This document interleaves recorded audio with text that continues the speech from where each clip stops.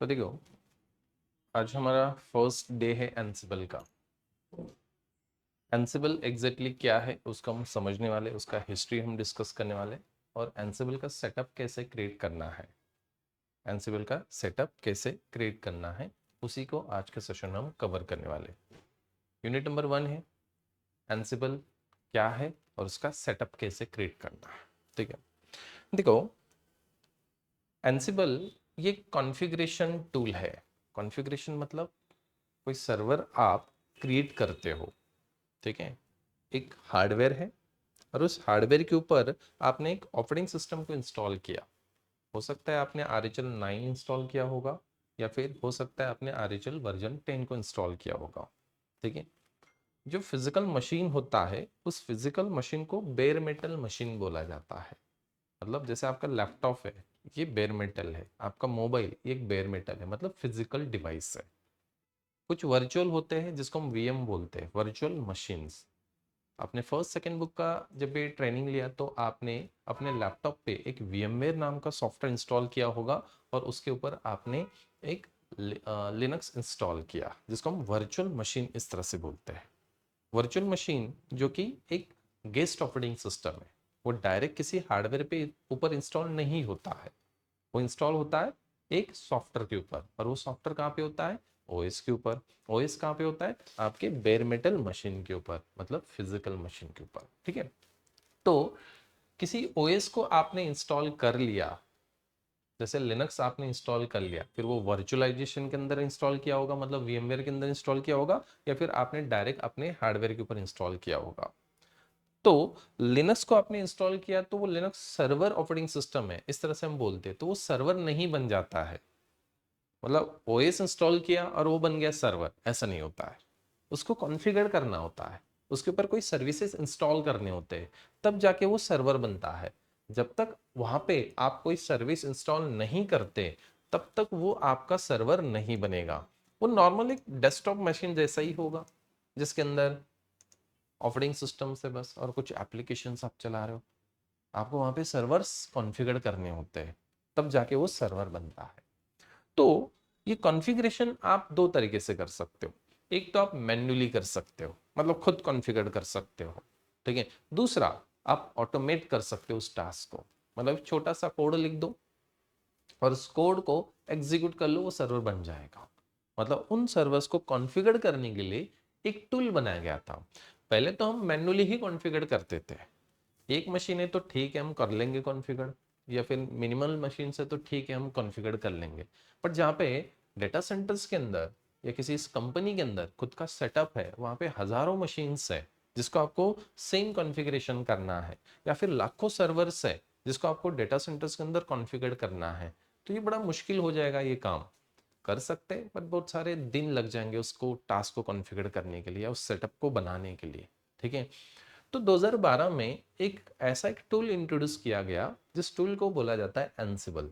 Ansible ये configuration tool है। Ansible क्या है? एक कॉन्फ़िगरेशन टूल, मतलब ये सर्वर को कॉन्फ़िगर करने के लिए बनाया गया। एक दो सर्वर्स के लिए नहीं, मल्टीपल सर्वर्स को एक साथ आपको कॉन्फ़िगर करना है, तो उसके लिए एंसिबल नाम का टूल काम करता है। वैसे एंसिबल के पहले बहुत सारे टूल्स होते थे, पपेट, शेप, इस तरह के टूल्स काम करते थे। पपेट पॉपुलर हुआ था, बट पपेट के लिए आपको उसको कोड लिखना पड़ता है, तो उसके लिए फिर आपको प्रोग्रामिंग का नॉलेज होना जरूरी है। उसका सेटअप थोड़ा कॉम्प्लिकेटेड था, ठीक है। वहाँ पे एक एजेंट इंस्टॉल करना पड़ता था। एजेंट मतलब हर मशीन्स के ऊपर, सपोज आपके पास 1000 मशीन्स है, तो पहले मुझे 1000 मशीन के ऊपर एक सॉफ्टवेयर इंस्टॉल करना पड़ता, जिसको हम एजेंट बोलते हैं। और फिर पपेट सर्वर, इन दोनों को कनेक्ट करना पड़ता था, तब जाके फिर आगे आप एक्टिविटीज कर सकते हो। और जब भी कोई टास्क परफॉर्म करना है तो वो एजेंट्स सर्वर के पास आते, कोई टास्क है तो लेके जाते, और उस मशीन के ऊपर वो टास्क परफॉर्म करते हैं, ठीक है। मतलब सर्वर और क्लाइंट के बीच में एक सॉफ्टवेयर काम करता था, मतलब एक एजेंट काम करता था। एंसिबल में ऐसा कुछ भी नहीं है। आपको सेटअप जो क्रिएट करना है मैं आपको दिखाऊंगा, सेटअप बड़ा इजी है, ठीक है। तो कोई एजेंट आपको इंस्टॉल नहीं करना है, तो ये एजेंट लेस है। और इसका जो कोड प्रोग्रामिंग है ये सिंपल है, ह्यूमन रीडेबल स्ट्रक्चर लैंग्वेज में लिखा जाता है। जिसको कोडिंग का भी कोई नॉलेज नहीं है वो भी कोड लिख सकता है। खाली एंसिबल को सीखना है तो आपको लिनक्स अच्छा आना चाहिए, लिनक्स के कंसेप्ट्स क्लियर होने चाहिए। ठीक है, जो प्रैक्टिकल्स हम परफॉर्म करने वाले फर्स्ट और सेकंड बुक में हमने जितने भी प्रैक्टिकल परफॉर्म किए वो सारे प्रैक्टिकल हम यहाँ पे परफॉर्म करेंगे कोड से। ठीक है, मतलब प्रोग्राम लिखेंगे हम यहाँ पे उसका। तो एंसिबल सर्वर या एंसिबल टूल ये कॉन्फ़िगरेशन करके देता है। आपने एक मशीन लिया, उसके ऊपर लिनक्स इंस्टॉल किया, फिर उस लिनक्स को कॉन्फ़िगर करना है, उसके ऊपर कोई सर्विस इंस्टॉल करना है, या उसके ऊपर आपको एलवीएम का प्रैक्टिकल परफॉर्म करना है, या उसके ऊपर आपको स्वैप पार्टीशन क्रिएट करना है। सोच के देखो 1000 मशीन्स है और 1000 मशीन्स पे ऊपर मैंने आपको बोला स्वैप पार्टीशन बनाओ, 500 MB का स्वैप पार्टीशन हर एक मशीन के ऊपर क्रिएट करो। तो जो 7 से 8 कमांड्स है वो आपको हर मशीन के ऊपर चलाने पड़ेंगे, कितना टाइम लग जाएगा आपको। उससे बेटर आप छोटा सा एक कोड लिखो और वो जो फाइल है जिसके अंदर हमने कोड लिखा है सिक्वेंशियली कि मुझे इस तरह के टास्क परफॉर्म करना है, उस फाइल को मैंने क्या कर दिया, पुश कर दिया। कहां से पुश किया, सर्वर से पुश किया। मुझे हर मशीन के ऊपर जाने की जरूरत नहीं है, हर मशीन को मुझे लॉग इन करने की जरूरत नहीं है। मैं सेंट्रलाइजली 1000 मशीन को क्या कर रहा हूं, कंट्रोल कर रहा हूं, मैनेज कर रहा हूं। तो उस एंसिबल सर्वर को कंट्रोलर मशीन बोला जाता है, जो कि कंट्रोल कर रहा है, किसको कंट्रोल कर रहा है, बाकी नोड्स को कंट्रोल कर रहा है जो कि उसके नेटवर्क में है। तो 1000 मशीन के ऊपर मैंने एक कमांड से मैं वो एलवीएम पार्टीशन या स्वैप पार्टीशन या कोई सॉफ्टवेयर मुझे इंस्टॉल करना है, कोई यूजर क्रिएट डिलीट करना है, तो मैं एक कमांड से कर सकता हूं। तो ये एंसिबल क्या कर रहा है, कॉन्फ़िगरेशन करके दे रहा है मशीन्स के ऊपर। तो मल्टीपल मशीन्स को आपको कॉन्फ़िगर करना है तो उसके लिए एंसिबल यूज किया जाता है। 2012 में इसको इंट्रोड्यूस किया गया था। माइकल डेहान ये उसका फाउंडर है। ऑलमोस्ट अभी 12-13 साल हो चुके इस एंसिबल टूल को आके। ठीक है, तो ये जो सॉफ्टवेयर है ये कुछ लोगों ने बनाया था, जो कि उसका मेन फाउंडर कौन, माइकल डेहान। कुछ 10 लोगों का टीम था, उन्होंने ये टूल बनाया। टूल इस तरह से बनाया कि इजीली कोई भी एक्सेस कर सके, उसके लिए कोई स्पेशल कोडिंग का नॉलेज भी नहीं है तो भी वो कोड लिख सके, ऐसा टूल। हालांकि उसके पहले भी टूल्स होते थे इसी टास्क को परफॉर्म करने के लिए, बट वो जो टास्क हम परफॉर्म करते थे या उस टूल के थ्रू हम जब टास्क परफॉर्म करते थे वो थोड़ा कॉम्प्लिकेटेड था, सब कुछ समझना इतना आसान नहीं था, कोडिंग का नॉलेज होना जरूरी था, और सेटअप क्रिएट करना तो और भी डिफिकल्ट टास्क होता था। एंसिबल इजी है, मतलब कोई आपको मैन्युअली सेट, सिर्फ सर्वर को कॉन्फ़िगर करना है, एक सिंपल सॉफ्टवेयर इंस्टॉल करना है, कनेक्टिविटी होना चाहिए। एसएसएस नाम का एक प्रोटोकॉल होता है जो कि बाय डिफॉल्ट हर मशीन के ऊपर, लिनक्स मशीन के ऊपर होता है। सिर्फ एक सॉफ्टवेयर इंस्टॉल कर लो एंसिबल कोर नाम से सर्वर के ऊपर, हो गया सेटअप आपका। ठीक है, कोई एजेंट आपको इंस्टॉल नहीं करना है, तो ये एजेंट लेस है, एक सिंपल टूल बनाया। हालांकि ये बहुत बाद में आया, बट आज सबसे ज्यादा जो पॉपुलर है ऑटोमेशन टूल के अंदर एंसिबल ही है। एंसिबल के थ्रू ही आज बहुत सारे कंपनी में ये सेटअप बनाया जाता है, और एंसिबल के थ्रू ही मल्टीपल सर्वर्स को कॉन्फ़िगर करता है।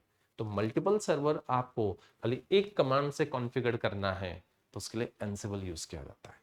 तो ये आपके टास्क को ऑटोमेट करता है, ऑटोमाइजेशन एंड कॉन्फ़िगरेशन टूल है। बड़ा सिंपल डेफिनेशन है, Ansible is a free and open source automation and configuration tool. ठीक है, तो इस टूल को बनाया गया था।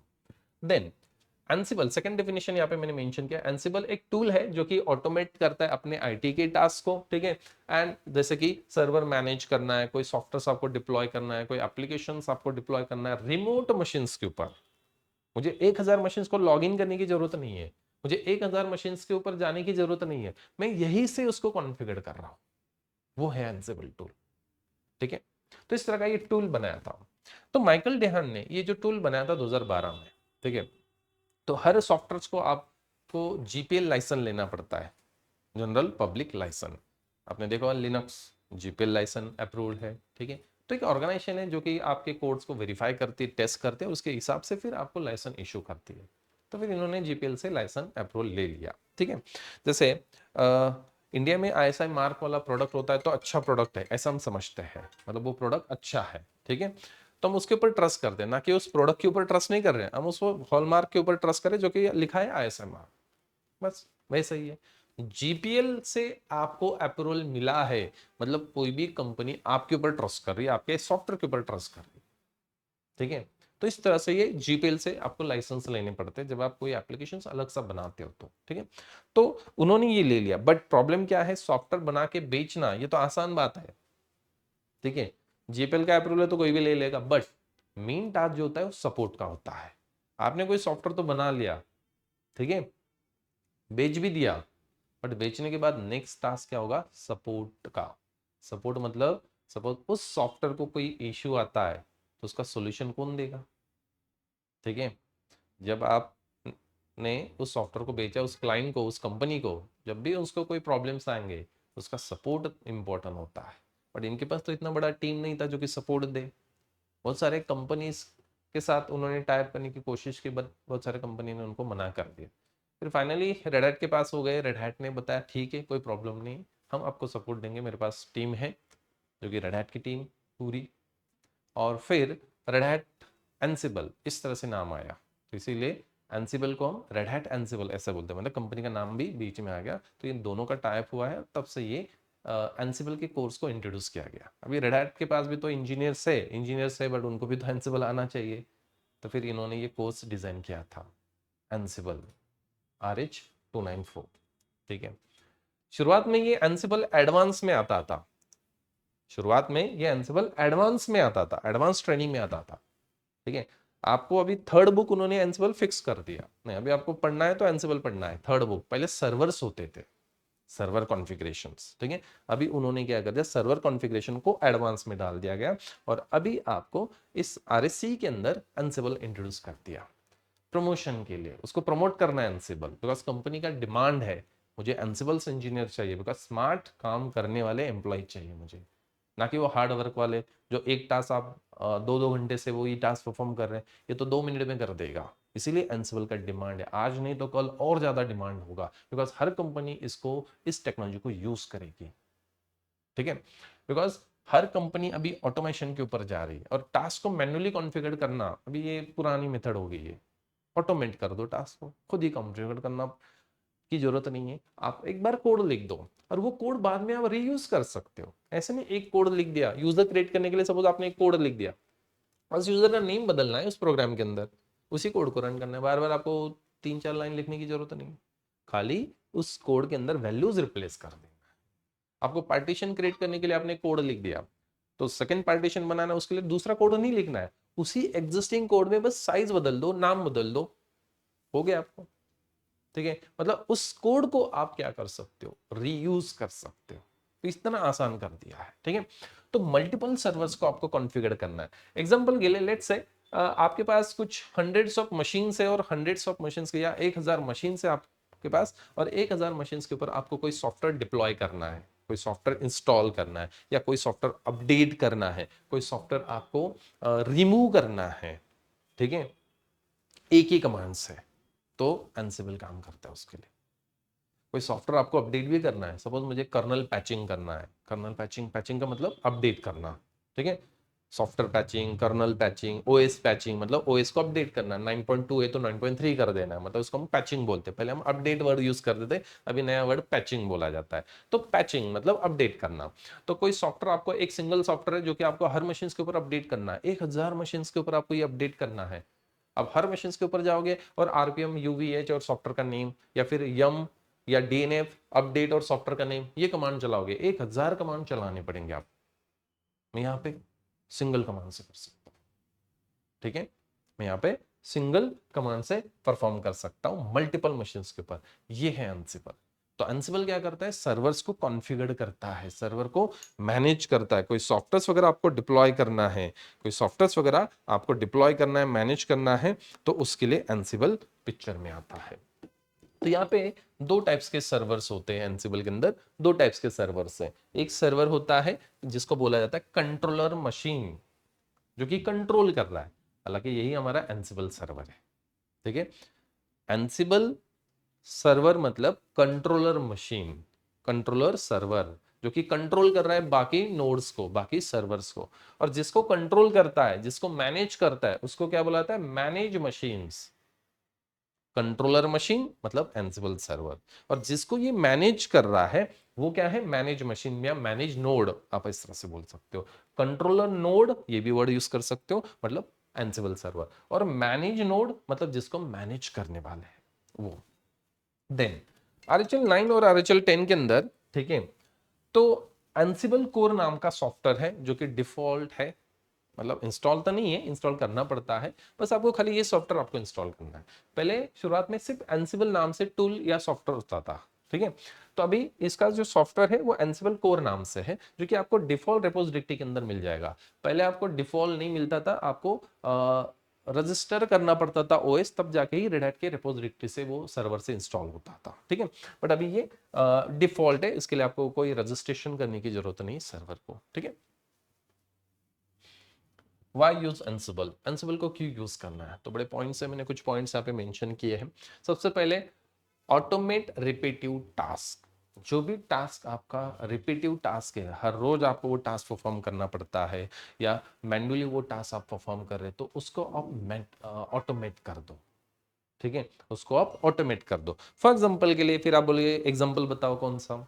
लेट्स से कि आप एक सिस्टम एडमिन हो, ठीक है, और आपके पास एक एडमिन मशीन होता है और बाकी आपके पास 1000 मशीन का पूरा सेटअप है आपके कंपनी के अंदर, आपके सर्वर रूम के अंदर 1000 मशीन है।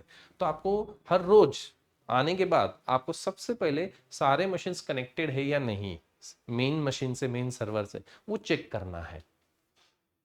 पिंग कमांड होता है कनेक्टिविटी चेक करने के लिए, ping IP1, ping IP2। 100 machine से तो 100 कमांड चलाने आपको, 200 मशीन से तो 200 कमांड्स आपको चलाने।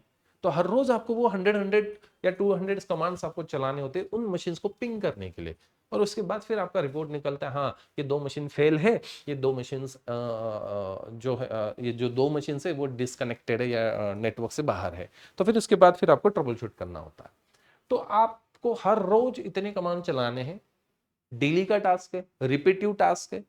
आप बस एक छोटा सा कोड लिख दो एंसिबल के अंदर, बस आओ और उस कोड को पुश कर दो, मतलब रन कर दो। सारे मशीन के ऊपर जाने की जरूरत है, एक ही मशीन से, ठीक है। आपको एक रिपोर्ट मिल जाएगा, कितने मशीन कनेक्टेड है, कितने मशीन डिसकनेक्टेड है, इस तरह से। मतलब एक कमांड में आप चेक कर सकते हो, और रोज आप 100 कमांड चला रहे थे, तो ऐसे जो रिपीटिव टास्क है वो एंसिबल के थ्रू आप ऑटोमेट कर सकते हो, ठीक है। दूसरा बेनिफिट क्या है, मैनेज मल्टीपल सिस्टम, मतलब आप कंट्रोल कर सकते हो मल्टीपल मशीन्स को एक सिंगल सर्वर से सेंट्रलाइज्ड। मैं यही से सारे मशीन्स को क्या कर रहा हूं, कंट्रोल कर रहा हूं, मैनेज कर रहा हूं, ठीक है। कॉन्फ़िगरेशन बड़ा सिंपल है, मतलब इसका जो सेटअप क्रिएट करना है तो बड़ा सिंपल है, ठीक है। इसके लिए जैसे मैंने बताया कि कोई स्पेशल कोडिंग की जरूरत नहीं है, ठीक है, इजीली कोई भी उसको यूज कर सकता है, ठीक है। बट पपेट और शेप, इसका जो कोड होता है वो थोड़ा डिफिकल्ट होता था, मतलब उसको लिखना थोड़ा सा, उसके लिए आपको फिर प्रोग्रामिंग का नॉलेज होना जरूरी है, बट इसके लिए कोई प्रोग्रामिंग का नॉलेज की जरूरत नहीं है। No special coding skill are required to write them, उसको लिखने के लिए कोई स्पेशल कोडिंग की जरूरत नहीं है, ठीक है। इजीली आप उसका सर्वर वगैरह कॉन्फ़िगर कर सकते हो। कॉस्ट प्लेटफॉर्म को भी सपोर्ट करता है, ऐसा नहीं एंसिबल सर्वर सिर्फ लिनक्स को सपोर्ट कर रहा है, मतलब एंसिबल सर्वर ये लिनक्स का ही होगा, बट सामने वाले जो नोड मशीन्स होंगे हो सकते हैं वो विंडोज है, ठीक है। लिनक्स को तो कॉन्फ़िगर कर ही रहा है, बट वो विंडोज को भी कॉन्फ़िगर कर सकता है, तो उसके लिए भी कुछ उन्होंने टूल्स या कमांड्स उन्होंने इंस्टॉल करके रखे हैं वहां पे, ठीक है। तो क्रॉस प्लेटफॉर्म के लिए भी सपोर्ट करता है, क्लाउड के अंदर जितने भी मशीन है क्लाउड को भी मैनेज करता है, ठीक है। एजेंट लेस है, यहाँ पे कोई एजेंट इंस्टॉल करने की जरूरत नहीं, जैसे पपेट के अंदर एक एजेंट होता था, मतलब 100 मशीन है तो मुझे 100 मशीन पे पहले एजेंट इंस्टॉल करना पड़ता, फिर वो एजेंट सर्वर से कनेक्ट करना पड़ता, ऐसा, ठीक है। यहाँ पे तो ऐसा कोई एजेंट इंस्टॉल करना ही नहीं है मुझे। सेटअप बड़ा सिंपल है, कॉन्फ़िगरेशन बड़ा सिंपल है इसका, खाली सर्वर के ऊपर एंसिबल कोर नाम का सॉफ्टवेयर इंस्टॉल कर दो, हो गया सेटअप, ऐसा, ठीक है। देन एजेंट लेस, यहाँ पे एजेंट नहीं है। फॉर एग्जाम्पल हमारे और मेरे बीच में, आपके और मेरे बीच में कोई एक एजेंट है, ठीक है। मैं उसको बताता हूँ कुछ इंफॉर्मेशन, जैसे आपको मुझे नोट्स प्रोवाइड करना है, ठीक है, तो मैं उसको दूंगा, वो आपको देगा, ऐसा चल रहा है, ठीक है। या फिर आप उसको पूछोगे आज कुछ टास्क है, कुछ सर ने नोट्स दिए हैं, फिर वो एजेंट मेरे पास आएगा, फिर बताएगा कोई टास्क है स्टूडेंट को देने के लिए, या कोई नोट्स है आज स्टूडेंट्स के देने के लिए, मैंने बोलता हाँ है, फिर मैं उसके पास देता और फिर वो आपको देता, मतलब बीच में वो मेडिएटर का काम कर रहा है, ठीक है। डायरेक्ट कनेक्ट है तो मैं डायरेक्टली आपको पुश कर देता हूँ। जो भी नोट्स होंगे तो मैंने आपको डायरेक्टली दे दिए, या जो भी टास्क मुझे देना मैंने आपको डायरेक्टली दे दिया, कोई एजेंट नहीं बीच में। मैंने उस एजेंट के पास दिया, मैंने तो जल्दी दे दिया था, बट उसने आपको 1 घंटे के बाद नोट्स प्रोवाइड किए, तो टाइम डिले हो सकता है। ठीक है, एजेंट कॉम्प्रोमाइज हो गया तो वो भी तो एक सॉफ्टवेयर है, किसी हैकर ने उसको ही कॉम्प्रोमाइज कर दिया तो ये भी तो एक प्रॉब्लम है। ठीक है, नोट्स मैंने आपको देने के लिए बोले थे, उसने दूसरे को ही दे दिया किसी को, ऐसा भी तो हो सकता है। इसमें तो ऐसा कुछ नहीं है, कोई एजेंट नहीं है। वो एजेंट मेरे पास हर बार आता है, फिर मुझसे नोट्स लेके जाता और फिर आपको देता। ठीक है, पपेट जो है ये पुल मैकेनिज्म से काम करता है, मतलब क्लाइंट आएगा, क्लाइंट का एजेंट मेरे पास आएगा सर्वर के पास, और फिर सर्वर टास्क है तो देगा, नहीं है तो फिर वापस चला जाएगा वो, मतलब पुल मैकेनिज्म से काम करता है। ठीक है, एंसिबल पुश मैकेनिज्म से काम करता है, मतलब आप मत मेरे पास आओ, जब टास्क होंगे तो मैं आपको प्रोवाइड कर दूंगा, और कोई बीच में एजेंट नहीं है, मैं डायरेक्टली आपको सेंड कर दूंगा, ऐसा। ठीक है, तो एंसिबल ये मैसेज को मतलब टास्क को पुश करता है, और पपेट और शेप क्या कर रहे थे, मैसेज को पुल कर रहे थे, मैसेज को मतलब टास्क को पुल कर रहे थे, मतलब क्लाइंट सर्वर के पास आते, टास्क है तो लेके जाते, मतलब वो एजेंट लेके जाता। अभी सोच के देखो, 1000 मशीन सर्वर के पास आ रहे एट ए टाइम, तो सर्वर पे लोड बढ़ गया, हालांकि कोई टास्क नहीं भी था तो भी आ रहे, और कुछ 5-5 मिनट में, 2-2 मिनट में, जैसे आपने टाइम सेट किया था वैसे वो आ रहे हैं और टास्क को लेके जा रहे हैं, है तो ठीक, नहीं है तो फिर वापस चले गए। और जो आने वाला जो ट्रैफिक है मेरे पास, हर 5-5 मिनट में, हर 1-1 मिनट में आ रहा है, तो सर्वर पे लोड बढ़ रहा है, तो ये कॉन्सेप्ट ही नहीं है एंसिबल में। आप मत मेरे पास आओ, जब टास्क होगा तो मैं पुश कर दूंगा, मैं सेंड कर दूंगा आपके पास, तो कोई सर्वर के पास आ ही नहीं रहा है, तो सर्वर का लोड नहीं, जब टास्क होगा तो मैं ही आपको पुश कर दूंगा एक सिंगल कमांड से, जब भी मुझे वो टास्क कंप्लीट करना है। ठीक है, तो इसीलिए इसको बोला जाता है एजेंट लेस एंसिबल सर्वर। बाकी एंसिबल जो है टूल बाकी सर्वर से बेटर टूल है, इसीलिए हर कंपनी अभी एंसिबल को यूज करे। और बैकएंड सपोर्ट सबसे इंपॉर्टेंट होता है, और सपोर्ट देने के लिए कौन है, रेड हैट है, और रेड हैट एक बड़ा ब्रांड है। ठीक है, तो इसीलिए रेड हैट सपोर्ट दे रहा है, तो बहुत सारे कंपनी ने फिर पपेट शेप को हटा के एंसिबल टूल को इंट्रोड्यूस किया है, और आज बहुत सारे कंपनी में एंसिबल ही यूज किया जाता है ऑटोमेशन टूल के लिए। ठीक है, देन लैब रिक्वायर्ड, इस सेटअप को कॉन्फ़िगर करना या इसका प्रैक्टिकल आपको करना है, तो उसके लिए आपको 3 मशीन का लैब चाहिए। लैब में एक कंट्रोलर मशीन होगा जिसका नाम मैंने ansible.skynet.com दिया है, जिसका आईपी एड्रेस है 192.168.200। ठीक है, दूसरा है नोड 1, जो कि हमें 2 मशीन हमें मैनेज नोड्स हैं, और ये हमारा कंट्रोलर मशीन होगा। डायग्राम में आप जिस तरह से देख रहे हो, ये हमारा कंट्रोलर मशीन है जो कि कंट्रोल करने वाला है, किनको कंट्रोल करने वाला है, नोड 1 एंड नोड 2 को। ऐसे 3 मशीन का लैब होगा जो कि मैं आपको प्रोवाइड करने वाला हूँ, उसी के अंदर आपको प्रैक्टिस करना है। उस लैब में मैंने सर्वर का नेम क्या रखा है, एंसिबल सर्वर का ansible.skynet.com, और उसका आईपी एड्रेस है 192.168.200। फिर दूसरा नोड 1 skynet.com, जिसका आईपी है 192.168.201। ठीक है, जो कि नोड 1 का एड्रेस है, और नोड 2 का एड्रेस है 192.168.202, 200, 201, 202 आखिरी में। ये लैब मैंने ऑलरेडी सेटअप बना के रखा है, इसमें आईपी होस्ट नेम सारे सेट है, आपको खाली प्रैक्टिकल करना है उसके ऊपर। ठीक है, हाँ, तो ये जो सर्वर है एंसिबल सर्वर, इसके पास एक इन्वेंट्री नाम से कुछ फाइल है, और एक प्लेबुक नाम से फाइल है। इन्वेंट्री का मतलब क्या है, ये जो मैनेज नोड्स है, नोड 1 नोड 2, इसकी एंट्रीज होती है एक फाइल के अंदर, उसी फाइल को हम बोलते हैं इन्वेंट्री फाइल। एंसिबल सर्वर उन्हीं मशीन्स के ऊपर टास्क परफॉर्म करता है जिन मशीन्स का एंट्री इन्वेंट्री फाइल में है। लेट्स से नोड 1 का एंट्री इन्वेंट्री फाइल में लिखा है, एंट्री मतलब क्या करना, बस आईपी लिख दो नोड 1 का, या फिर होस्ट नेम लिख दो। ठीक है, तो नोड 1 का है बट नोड 2 का नहीं है, तो एंसिबल सर्वर क्या करेगा, वो टास्क सिर्फ नोड 1 मशीन्स के ऊपर ही परफॉर्म करेगा, इसके ऊपर परफॉर्म करेगा, इसके ऊपर परफॉर्म नहीं करेगा। क्यों, बिकॉज इसका एंट्री इन्वेंट्री में नहीं है। जो भी प्रोग्राम मुझे रन करना है, जो भी मुझे टास्क परफॉर्म करना है, लेट्स से मुझे कोई यूजर क्रिएट करना है, सिंपल सा टास्क है यूजर क्रिएट करना। ठीक है, तो यूजर क्रिएट करने का जो कोड है मैंने कहां पे लिखा है, एक फाइल के अंदर, उस फाइल को बोला जाता है प्लेबुक फाइल। प्लेबुक मतलब जहाँ पे हमने अपने टास्क सिक्वेंशियली लिख के रखे हैं। एक नॉर्मल टेक्स्ट फाइल होता है और यहीं पे हमें अपना कोड लिखना है, मुझे ये करना है, फिर उसके बाद ये करना है, फिर इसके बाद ये टास्क होना चाहिए, इसके बाद ये सिक्वेंशियली हमने टास्क मेंशन कर दिया। फॉर एग्जांपल एक ग्रुप क्रिएट करना है, फिर एक यूजर क्रिएट करना है, एक फोल्डर बनाना है, एक फाइल बनाना, ये हमारा सिक्वेंशियली टास्क, मैंने 4 टास्क लिख दिए इस फाइल के अंदर, ठीक है। और ये फाइल मैंने पुश किया, बट ये फाइल कौन से मशीन पे रन करेगा?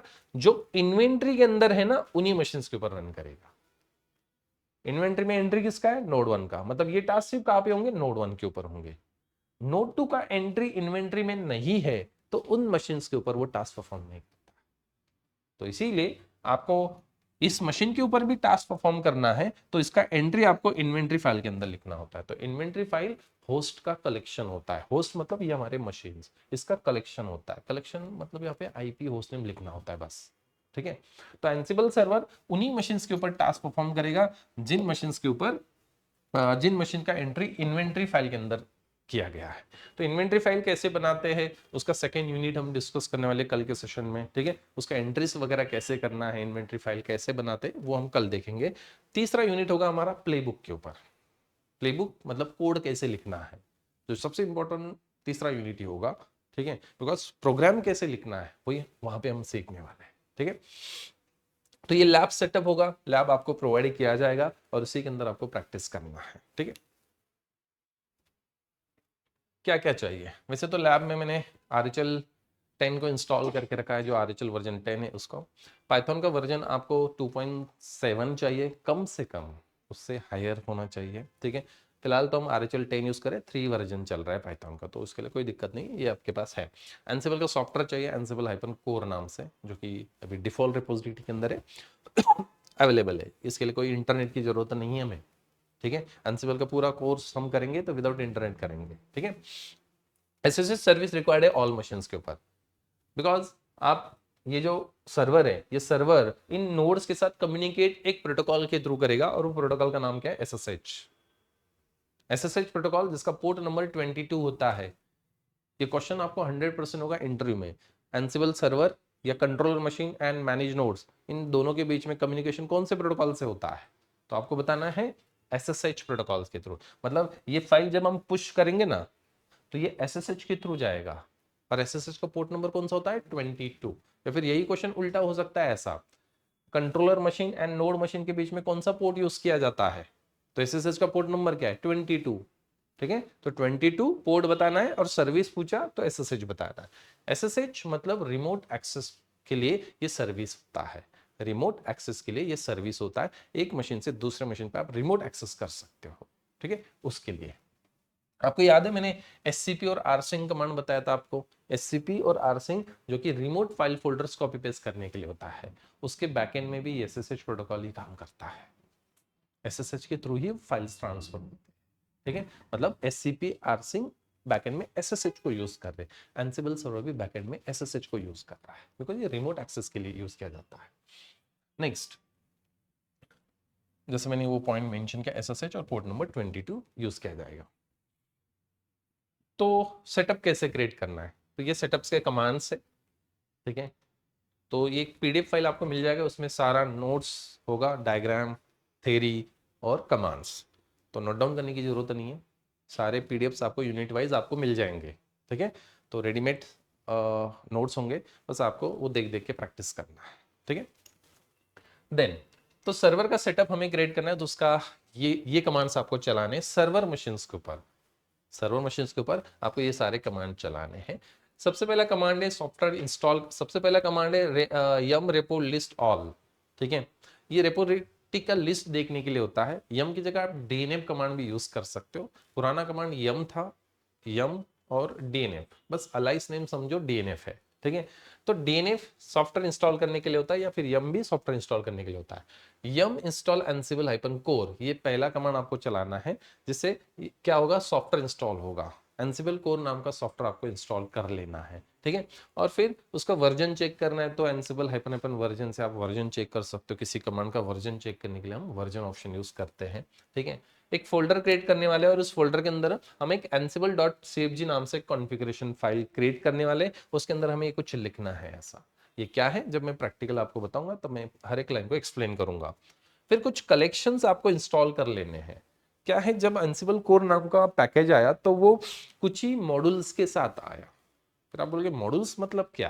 देखो, लिनक्स में जब भी कोई टास्क आपको परफॉर्म करना है, यूजर क्रिएट करना है, तो उसके लिए आप क्या यूज करते हो? यूजर ऐड कमांड यूज करते हो, ठीक है। यूजर डिलीट करना है तो उसके लिए यूजर डेल कमांड आप यूज करते हो। मतलब लिनक्स में कोई भी टास्क एक्टिविटीज आपको करना है तो आप कमांड्स का यूज करते हो। बता सकते हो फाइल बनाने के लिए कौन सा कमांड है? Touch command. फोल्डर बनाने में, फाइल फोल्डर को डिलीट करने के लिए आरएम, फाइल फोल्डर को परमिशन देने के लिए, फाइल फोल्डर का ओनर चेंज करने के लिए चौन, और फाइल फोल्डर का ग्रुप चेंज करने के लिए CHGRP, ठीक है। मैंने आपको टास्क 6 टास्क बताए, आपने मुझे 6 कमांड्स बताए, बराबर है। एंसिबल में एक ही कमांड से होगा ये जितने भी टास्क मैंने भी ये बताए ना, फाइल बनाओ, हाँ, और डिलीट करने के लिए आरएम कमांड आपने, हाँ डिलीट भी हो गया ना, तो मतलब 6 टास्क 6 कमांड्स आपने बताए, और आपको लिनक्स में 6 कमांड्स याद रखना पड़ता है। यहाँ पे सिर्फ एक मॉड्यूल याद रखो, बंच ऑफ कमांड्स आप बोल सकते हो मॉड्यूल्स को।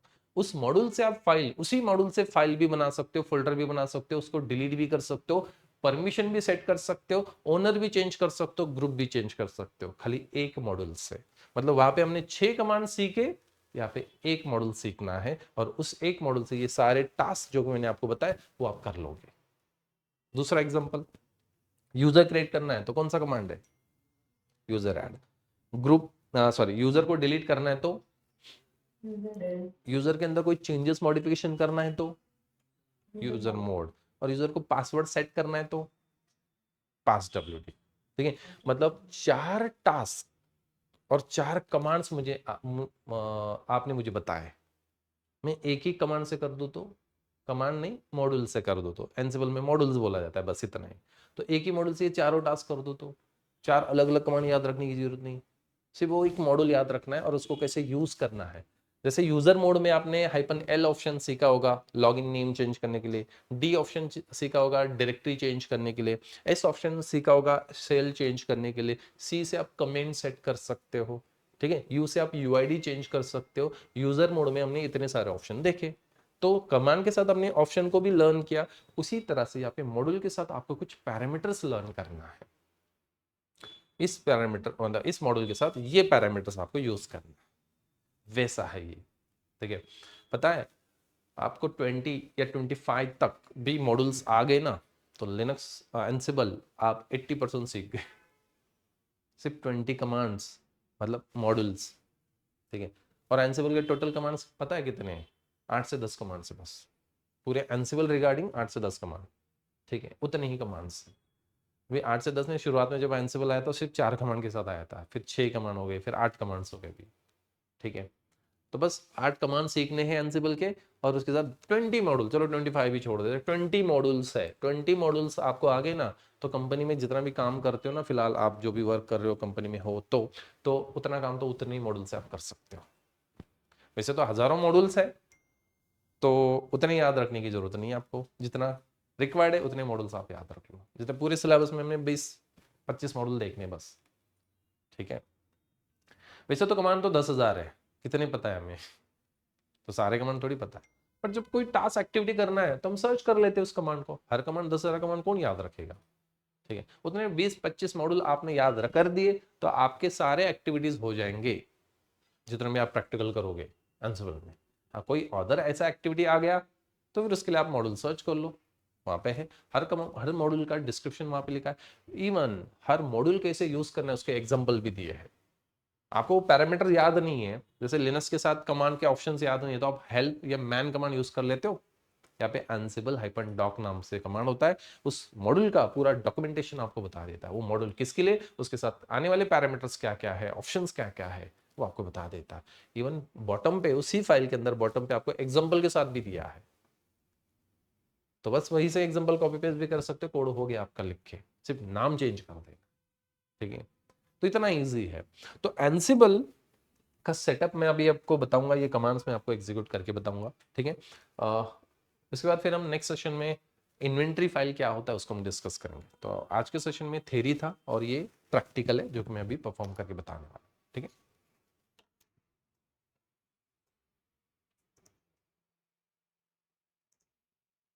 तो देखो, लैब में हमें 3 मशीन का सेटअप है।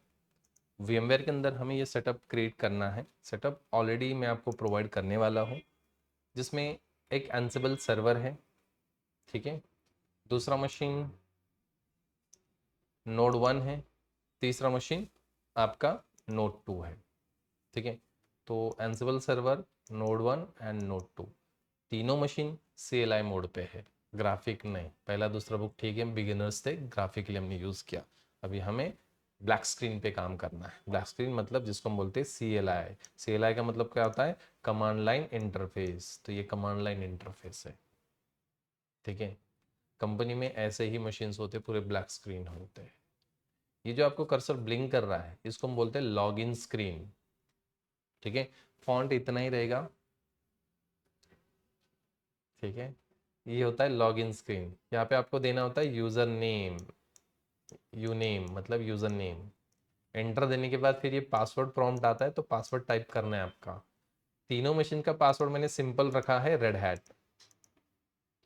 सिंपल पासवर्ड है रेड हैट, कैपिटल नहीं, स्मॉल स्मॉल लेटर में। सिंपल पासवर्ड तीनों मशीन का क्या है? Red hat. लॉगिन किससे करना है? यूजर रूट से, एडमिन यूजर से लॉगिन करना है। तो यहाँ पे लिखना है यूजर नेम एडमिन और एंटर देने के बाद पासवर्ड देना है रेड हैट। तो जो भी सेटअप है, ये सेटअप में यही नेम्स वगैरह मैंने यूज़ किए हैं, ठीक है। तो चलो मैं एक एक को लॉगिन करके बताता हूँ। हाँ, थोड़ा फॉन्ट बढ़ाना है तो जैसे यहाँ पे देखो ये छोटा सा फॉन्ट है, इसको बढ़ाना है तो यहाँ पे देखो ये एक ऑप्शन मिलता है, ये वाला। यहाँ पे आप क्लिक करोगे ना तो फॉन्ट बढ़ जाएगा थोड़ा सा, ठीक है। यहाँ पे आप क्लिक करोगे तो यहाँ पे फॉन्ट बढ़ा सकते हो, ऐसा, ठीक है। तो लॉगिन नेम यहाँ पे मैं लिख देता हूँ रूट, और पासवर्ड जैसे कि मैंने आपको बताया रेड हैट। तो हर एक मशीन का user name, root and password आपको दे देना है, ठीक है। इसको भी मैंने लॉगिन कर लिया। चलो मैं इसको भी लॉगिन करके दिखाता हूँ, रूट और पासवर्ड रेड हैट। यहाँ पे भी हम लॉगिन करते हैं, रूट और पासवर्ड रेड हैट, ठीक है। तो सारे मशीन का पासवर्ड मैंने रेड हैट दिया है, ठीक है। IP एड्रेस, होस्ट नेम मैंने ऑलरेडी सेट करके रखा है। सेटअप में ये ऑलरेडी रहेगा आपका 192.168.202, ठीक है। आई होप सबको भी IP कैसे सेट करना है ये पता है, ठीक है। उसी तरह से नोड 1 का IP एड्रेस है 192.168.201, ठीक है। और सर्वर का एड्रेस 192.168.200। होस्ट नेम मैंने ऑलरेडी सेट करके रखा है सर्वर एंसिबल skynet.com। इसका होगा होस्ट नेम node1 skynet.com और इसका क्या होगा? node2 skynet.com, ठीक है। सेटअप ये पहले से कॉन्फ़िगर किया है, ठीक है। जो सेटअप मैंने आपको यहाँ पे बताया, ये वाला ये सेटअप है। इसके एड्रेस वगैरह सब कुछ मैंने यहाँ पे मेंशन किया, ठीक है। अभी आपको ये जो कमांड्स है, ये कमांड्स कहाँ पे चलाने हैं? सर्वर मशीन्स के ऊपर चलाने कमांड्स आपको, ठीक है। तो चलो मैं एक एक कमांड्स आपको एग्जीक्यूट करके बताता हूँ।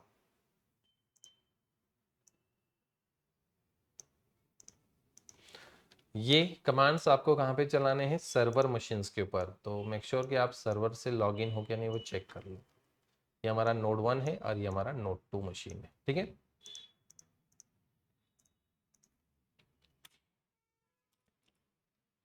सबसे पहले आपको डीनेम इंस्टॉल या फिर आप यम इंस्टॉल ये भी कमांड चला सकते हो, ठीक है। एंसिबल हाइपन कोर नाम का सॉफ्टवेयर आपको इंस्टॉल कर लेना है। डैश वाई का मतलब यस होता है। जब आप ये लैब अपने लैपटॉप में इंस्टॉल करोगे या हम करके देंगे आपको, तो पहला कमांड आपको यही चलाना है। जैसे मैं आज प्रैक्टिकल परफॉर्म कर रहा हूँ वैसे ही आपको प्रैक्टिकल करना है। ये सारे नोट्स आपको PDF में मिल जाएंगे। सिक्वेंशियली आपको कमांड चला, ठीक है। तो सबसे पहले सॉफ्टवेयर को इंस्टॉल कर लिया, कंप्लीटेड आ गया, सॉफ्टवेयर इंस्टॉल हो गया, ठीक है। उसके बाद आपको एंसिबल नाम का कमांड क्रिएट हो जाता है। जब आप एंसिबल कोर नाम का सॉफ्टवेयर इंस्टॉल करते हो तो एंसिबल कोर सॉफ्टवेयर इंस्टॉल करने के बाद एंसिबल नाम का कमांड क्रिएट हो जाएगा आपका। या जितने भी एंसिबल के कमांड्स है वो सारे आ जाएंगे यहाँ पे, 8-10 कमांड जो भी है वो आ जाएंगे, ठीक है। एंसिबल का लेटेस्ट वर्जन आपको देखना है क्या है, तो एंसिबल हाइपन वर्जन आप कमांड चलाओगे तो यहाँ पे आपको लेटेस्ट वर्जन शो कर रहा है 2.16.14, ये लेटेस्ट वर्जन है एंसिबल का। ठीक है, तो एंसिबल का कुछ कॉन्फ़िगरेशन फाइल का ये पाथ बता रहा है, एटीसी के अंदर एंसिबल के अंदर ansible.cfg नाम से है। ठीक है, देन उसके बाद पाइथन का लोकेशन बता रहा है, मॉड्यूल का लोकेशन, तो ये लोकेशन पे पाइथन के मॉड्यूल्स है। पाइथन का वर्जन भी बता रहा है, यहाँ पे होगा वो पाइथन का वर्जन 3.12.9, ये पाइथन का वर्जन। ठीक है, तो एंसिबल वर्जन से आप ये चेक कर सकते हो। जिंजा वर्जन बता रहा है, जिंजा एक लैंग्वेज है जो कि हम आगे यूज करेंगे उसका कोड। ठीक है, तो उसका भी 3.1.5 ये उसका लैंग्वेज। ठीक है, वर्जन। उसके बाद आपको एक फोल्डर क्रिएट कर लेना है, mkdir से एक फोल्डर बना लेते हैं। फोल्डर हम /root के अंदर बनाते हैं एंसिबल नाम से। देखो किसी भी नाम से बना सकते हो, बट टॉपिक कोर्स हमारा एंसिबल का है, इसीलिए मैं एंसिबल नाम का एक फोल्डर बना लेता। हालांकि मैं पहले से रूट पे था तो मैं डायरेक्टली mkdir और एंसिबल इतना भी कमांड चलाता तो भी हो जाता। ठीक है, तो एंसिबल नाम का एक फोल्डर क्रिएट करना है, इसी फोल्डर के अंदर हम सारे कोड लिखने वाले आखिरी तक, मतलब पूरा सेशन हम इसी फोल्डर में जाके ही करने वाले। ठीक है, सारे कोड सारे प्रोग्राम फाइल्स जितने भी होंगे वो एंसिबल फोल्डर के अंदर ही होंगे। ठीक है, तो एंसिबल फोल्डर क्रिएट कर लेना है। उसके बाद आपको रूट के अंदर एंसिबल के अंदर आपको एक फाइल क्रिएट करना है ansible.cfg नाम से। cfg मतलब कॉन्फ़िगरेशन फाइल। जो फोल्डर हमने क्रिएट किया ansible, उसी के अंदर हम एक फाइल क्रिएट करें जिसका नाम क्या है ansible.cfg। वैसे ansible जो फाइल होता है डिफॉल्ट ansible फाइल, उसका लोकेशन ये होता है ansible.cfg। मतलब डिफॉल्ट ansible फाइल का लोकेशन क्या है, etc के अंदर ansible के अंदर ansible.cfg नाम से। मतलब एंसिबल का configuration file default configuration file /etc के अंदर एंसिबल फोल्डर है, एंसिबल फोल्डर के अंदर ansible.cfg नाम से फाइल है। बट हम चाहते हैं कि नहीं, हम अपने प्रोजेक्ट के हिसाब से एंसिबल का कॉन्फ़िगरेशन फाइल का पाथ चेंज कर रहे हैं। बट मेक श्योर फाइल का नेम ansible.cfg ही होना चाहिए, कहीं पे भी बनाओ बट ansible.cfg ही होना चाहिए। ठीक है, तो हमने अपने प्रोजेक्ट के हिसाब से एंसिबल नाम का जो फोल्डर बनाया उसी के अंदर हमने ये क्रिएट कर लिया। ठीक है, आप बदल सकते हो अपने प्रोजेक्ट के हिसाब से एंसिबल का कॉन्फ़िगरेशन फाइल बदल सकते हो, जैसे हमने बदल दिया। Enter, this is new file. Insert mode में जाना है और यहाँ पे आपको कुछ पैरामीटर लिखना है। सबसे पहले पैरामीटर लिखना है आपको डिफॉल्ट ब्रैकेट के अंदर, डिफॉल्ट सेटिंग्स यहाँ पे हम डिफॉल्ट सेट कर रहे हैं। देन इसमें फिर हम लिखते हैं सबसे पहले inventory is equal to, inventory file कहाँ पे होगा उसका लोकेशन देना है, किस नाम से इन्वेंट्री फाइल होगा उसका लोकेशन आपको देना है। हम सारे एक्टिविटीज तो एंसिबल फोल्डर के अंदर करने वाले हैं, तो उसका पाथ हम दे देते /root के अंदर जो एंसिबल फोल्डर है उसी के अंदर इन्वेंट्री नाम से एक फाइल होगा। आप चाहे तो इन्वेंट्री की जगह चेंज कर सकते हो। वैसे बाय डिफॉल्ट जो इन्वेंट्री फाइल होता है वो /etc के अंदर एंसिबल के अंदर होस्ट नाम से होता है। ठीक है, तो होस्ट नाम से आपका इन्वेंट्री फाइल होगा बाय डिफॉल्ट, बट आप चाहे तो उसको बदल सकते हो, जैसे मैंने बदल दिया /root के अंदर एंसिबल के अंदर इन्वेंट्री। तो होस्ट नाम का फाइल होता है बाय डिफॉल्ट, जो कि हम उसको यूज नहीं कर रहे हैं, हम तो अपने प्रोजेक्ट के हिसाब से इन्वेंट्री फाइल बना रहे हैं इन्वेंट्री नाम से। कहाँ पे, एंसिबल फोल्डर के अंदर। एंसिबल फोल्डर कहाँ पे, रूट के अंदर। रूट कहाँ पे, स्लैश के अंदर। तो पूरा पाथ हमने लिख दिया। ठीक है, उसके बाद next roles path. Roles path आगे में एक यूनिट डिस्कस करना है जो कि एक मैनेजिंग रोल्स इस नाम से यूनिट होगा, आखिरी यूनिट होगा। ठीक है, तो उसके अंदर हमें एक प्रॉपर स्ट्रक्चर से प्रोजेक्ट करना है, तो उसके लिए हमें रोल्स क्रिएट करना होता है। मतलब एंसिबल आपको सिस्टमेटिक स्ट्रक्चर से क्रिएट करना है उसका प्लेबुक कोड वगैरह, तो उसके लिए रोल्स आपको क्रिएट करने होते हैं। तो रोल्स क्या है डिटेल में तब मैं आपको बताऊंगा, तो उसका पाथ हम आज ही सेट कर देंगे जो कि हमें आगे लगने वाला है। तो /root के अंदर एंसिबल के अंदर रोल्स नाम का एक फोल्डर है। ऐसा रोल्स नाम का फोल्डर अभी तक हमने बनाया नहीं, हम उस यूनिट में बनाने वाले हैं, यूनिट नंबर 10 में बनाएंगे हम इसको। ठीक है, बट पाथ मैंने आज ही सेट कर दिया। देन नेक्स्ट है collections path. Collections path underscore path, जैसे एंसिबल कोर नाम का जो सॉफ्टवेयर है, जब हम इंस्टॉल करते हैं तो ये कुछ मॉड्यूल लेके आता है, बट हमें आगे बहुत सारे एक्टिविटीज करना है तो उसके मॉड्यूल्स अवेलेबल नहीं है। जैसे लिनक्स में कोई यूटिलिटी नहीं है, मतलब कोई कमांड नहीं है, तो उसका सॉफ्टवेयर होता है। जितने आप कमांड चला रहे हो ना, कैल, वीआईएम या इफ कॉन्फिग, उन सारे मतलब कमांड के सॉफ्टवेयर से एक यूटिलिटी होता है, तब जाके वो कमांड एग्जीक्यूट होता है आपके सिस्टम में। सपोज किसी ने कैल का सॉफ्टवेयर अनइंस्टॉल कर दिया तो कैल कमांड नहीं चलेगा आपके सिस्टम में, ठीक है। जब आप कंपनी में काम करोगे ना तो मिनिमल ओएस होता है, और मिनिमल ओएस में सारे कमांड नहीं होते हैं, तो कुछ कमांड्स नहीं है तो हमें उसके सॉफ्टवेयर इंस्टॉल करके वो कमांड लेके आते हैं हम, फिर वो चला सकते हैं, ठीक है। उसी तरह से एंसिबल के अंदर भी सारे मॉड्यूल्स नहीं है अवेलेबल, इंस्टॉल नहीं है, बट आपको चाहिए तो फिर आपको उसका यूटिलिटी इंस्टॉल करना होता है, मतलब उसके कलेक्शंस बोला जाता है यहाँ पे। तो एक टार फाइल होता है जिसमें सारे मॉड्यूल्स होते हैं, उसको हम एक्सट्रैक्ट कर लेंगे, इंस्टॉल कर लेंगे, ठीक है। तो वो मॉड्यूल्स कहाँ पे होंगे, जो एक्स्ट्रा मॉड्यूल्स हमने इंस्टॉल्स किए, तो उसका पाथ हम यहाँ पे दे रहे हैं। तो जो थर्ड पार्टी एडिशनल मॉड्यूल्स हमें इंस्टॉल करने हैं तो वो स्लैश रूट के अंदर एंसिबल के अंदर माई कलेक्शंस नाम के फोल्डर के अंदर, तो मैंने उस मॉड्यूल का पाथ दे दिया। हालांकि ये फोल्डर अभी तक हमने बनाया नहीं, हम बनाने वाले हैं आगे, ठीक है। देन तो ये 4 लाइंस आपको लिखना है फाइल को सेव करते हुए। सेव दिस फाइल, WQ से 7 एग्जिट कर दो। उसके बाद ये जो मैं बता रहा था ना एक्स्ट्रा मॉड्यूल्स, तो ये देखो मैंने टार फाइल आपके सेटअप में ऑलरेडी कॉपी पेस्ट करके रखे, तो ये मॉड्यूल्स है community general and then ansible POSIX नाम से ये मॉड्यूल्स है। टार फाइल से, ये जिप फाइल से, देखो इसको मैं इंस्टॉल करना है हमारे सिस्टम के अंदर। इसी मॉड्यूल के अंदर बहुत सारे मतलब इसी टार फाइल के अंदर या जिप फाइल के अंदर बहुत सारे मॉड्यूल्स है। फिलहाल जब मैं मॉड्यूल का लिस्ट देखता हूँ ना 2 डिजिट ही होगा, ठीक है।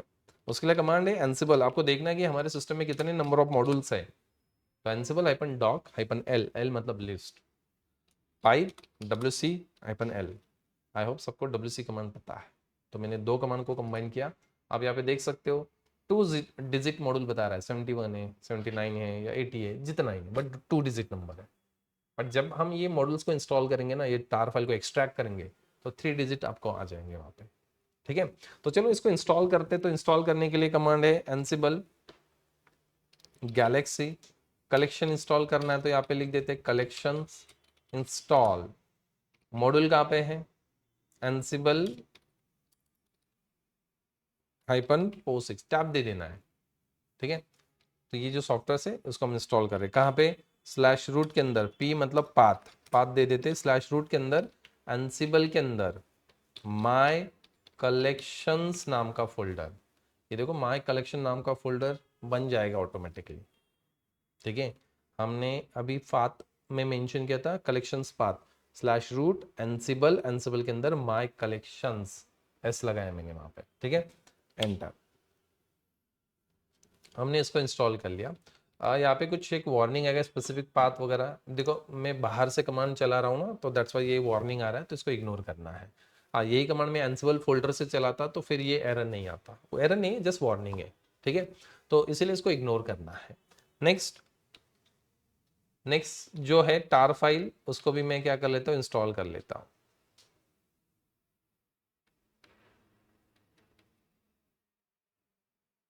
इसको मैं हटा देता हूँ यहाँ से।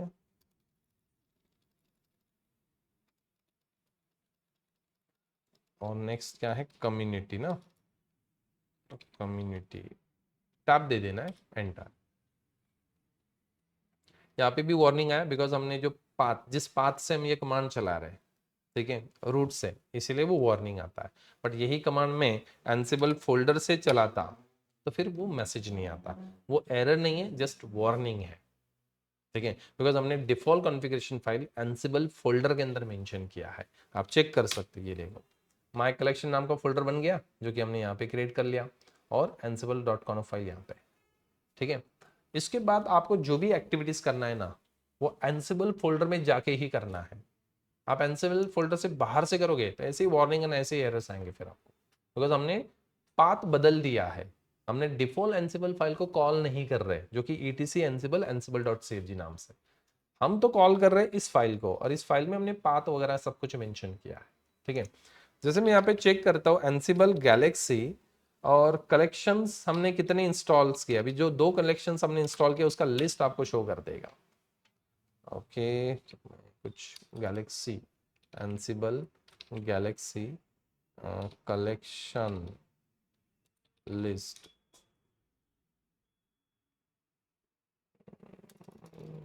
कलेक्शन लिस्ट नहीं हो रहा है, एक मिनट एंसिबल डॉक से चेक कर लेते हैं नहीं, कितने मॉडल शो कर रहा है 71, इसका मतलब हमने कुछ कॉन्फ़िगरेशन फाइल में गड़बड़ कर दिया। ठीक है, तो चेक करते स्पेलिंग माय कलेक्शन, देखो स्पेलिंग मिस्टेक हो गए यहाँ पे। ठीक है, दैट्स वाई। ठीक है, तो आपके केस में भी ऐसा एरर मतलब कमांड नहीं चल रहा है तो समझ जाओ कि आपने कुछ ना कुछ गड़बड़ कर दिया। तो हमें कलेक्शंस का स्पेलिंग, माय कलेक्शंस का स्पेलिंग करेक्ट कर लेना है, ansible.cfg। तो यहाँ पे उसको पता नहीं मिल रहा था ना, दैट्स व्हाई वो एरर दे रहा था। ठीक है, तो मैं अभी इसको हटा देता हूँ, इंसर्ट में जाना है, माय कलेक्शंस। ठीक है, फाइल को कर देते सेव। अभी हम चलाते कमांड लिस्ट, आ गया। ठीक है, तो यहाँ पे एंसिबल पोसिक्स एंड कम्युनिटी जनरल, ये 2 हमने टार फाइल थे उसको एक्सट्रैक्ट किया, मतलब इस एक्स्ट्रा कलेक्शन हमने इंस्टॉल किया। अभी हम देखते हैं कितने मॉडल्स आ गए। अभी 3 डिजिट आपको बता रहा है, 71 पहले थे मतलब 2 डिजिट था, डजेंट मैटर नंबर कितना आ रहा है। ठीक है, आज इतने कल इतने होंगे नहीं, जब ये आप नए सॉफ्टवेयर कलेक्शन डाउनलोड करोगे तो उसमें एक्स्ट्रा भी हो सकते हैं। ठीक है, बट 3 डिजिट आना चाहिए आपको, यहाँ पर 3 डिजिट आ गया, दैट मीन्स आपका सक्सेसफुल हो गया सेटअप। ठीक है, मतलब हमने एक्स्ट्रा मॉड्यूल्स इंस्टॉल किए जो कि हमें आगे लगने वाले। ठीक है, तो हमने एंसिबल फोल्डर क्रिएट किया, उसके अंदर हमने ansible.cfg नाम से एक फाइल क्रिएट किया। ठीक है, यहाँ पे स्पेलिंग प्रॉपर लिखना है, जैसे मेरे केस में गलत हो गया तो फिर उसने कॉन्फ़िगरेशन में एरर दिया आगे के कमांड्स को। तो यहाँ पे कलेक्शंस पाथ, ये पाथ तो प्रॉपर देना है, इन्वेंट्री फाइल का नेम प्रॉपर देना है, पाथ प्रॉपर देना है, ये स्पेलिंग प्रॉपर लिखना है। ठीक है, इस तरह से आप सेटअप यहां तक बना सकते हो और एग्जाम में पहला क्वेश्चन यही होता है, सेम एज इट इज। नाम एंसिबल ही होगा फोल्डर का, माय कलेक्शन ही होंगे, इन्वेंटरी होगा। ठीक है, रोल्स का पाथ वही होगा। ठीक है, तो एग्जाम में पहला ही टास्क आपको सेटअप क्रिएट करना होता है और ये होने के बाद ही आगे के क्वेश्चंस होंगे। ठीक है, तो ये पहला क्वेश्चन और सारे पाथ वगैरह सब कुछ मेंशन किया जाता है क्वेश्चन पेपर के अंदर। ठीक है, तो ये था फर्स्ट यूनिट जिसमें हमने इंट्रोडक्शन डिस्कस किया और सेटअप क्रिएट करके देखा। बाकी हम कल इन्वेंट्री फाइल को डिस्कस करेंगे, इन्वेंट्री फाइल क्या होता है और उसको कैसे क्रिएट करना है। ठीक है, ओके, यहाँ तो कुछ डाउट्स?